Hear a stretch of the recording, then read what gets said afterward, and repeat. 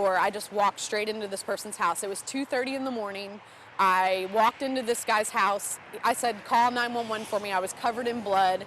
And he called 911 and you know, that helped me until the law enforcement arrived. So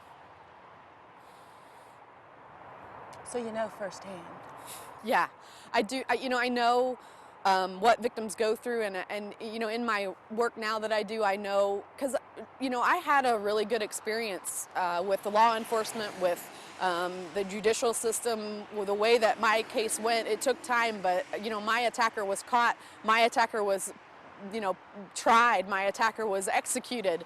You know, it all worked the way it should, and that doesn't happen for a lot of victims. A lot of victims never see their cases brought to a trial. They never get that chance. They don't even want that chance because they just want to forget about what happened. They want to, you know, just forget that anything ever happened to them and try to move on with their lives. And it can be really hard, especially when, you know, you don't have a cooperative law enforcement, or if you don't have cooperative people, if you don't have that support system, it can be a really hard and trying time.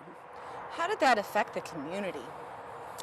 Well, you know, in the Lexington community, I was anonymous. Nobody knew who it was that this had happened to, and that was for safety reasons, because they thought he would come back and try to get me. So they kept everything very anonymous. They never released my name, and so I was very much, nobody knew who I was. But in my community at home, everybody knew who I was, and that was just because it's a smaller community, and my family, you know, everybody knew my family, so everybody knew me. And that's when I felt, you know, when I walked into church or when I walked to the mall, if I saw somebody I knew that they were walking on eggshells, they're like, oh my God, there she is, like, is she okay? And, you know, I didn't like that feeling. I didn't like people acting differently around me. So I found, you know, I have a gift of finding humor when no humor should be found. And you know, that's how I can get through things and talk to people about horrible things that happen to me and horrible things that happen, because I can find humor where you really shouldn't be able to find humor, and I can smile, and I'm not afraid to cry. I'm not afraid to get upset. I'm not afraid to show my emotions. I'm an emotional person. So, you know, I think that's helped me too in my healing, is that, you know, the person I was before has really helped me in my healing, because I was always that loud, you know, just gregarious person that, you know, was the life of the party. And so I think that helped me in my healing too, that I still wanted to be that person. I think I'm changed because of what happened, but I think that I'm probably better, that I'm, you know, I probably would have always been a strong, independent woman, but I am stronger and more independent and hopefully more aware and probably hopefully helping others. And I hope that that's what I'm doing in my life and in what I do. Trains used to bother you? Yeah, they used to be a trigger for me. I didn't like the sound of them.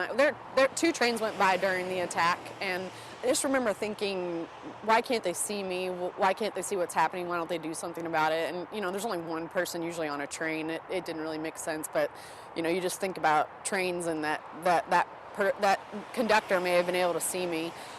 But, you know, they used to really cause me to, I don't know, break out in a cold sweat. I couldn't talk. I couldn't move. If I heard the sound of a train, if I saw a train or went over railroad tracks, I, you know, had a really hard time functioning.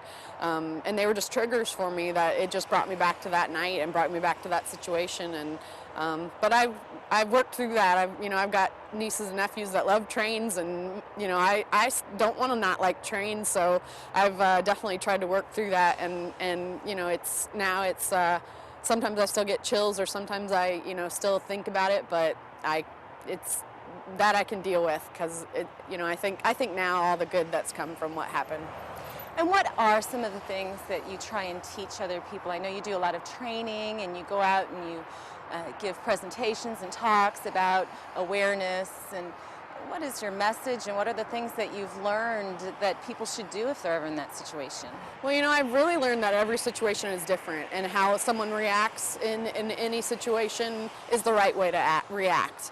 I think that it's important for us to empower ourselves, to do things to make ourselves feel more protected and empowered, to trust our instincts. I think that's something that we don't, especially us as women, we don't necessarily trust our instincts. We have amazing instincts as women, and we don't necessarily always pay attention to them and trust them.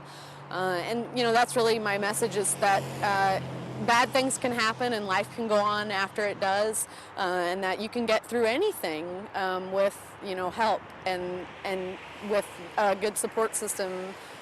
You can get through anything, and whether that support system is your family, whether that support system is just a friend, whether that's a counselor or a therapist or someone that can help support you, that can make the difference. Well, you've made a huge difference, Holly. Thank you. Thank you.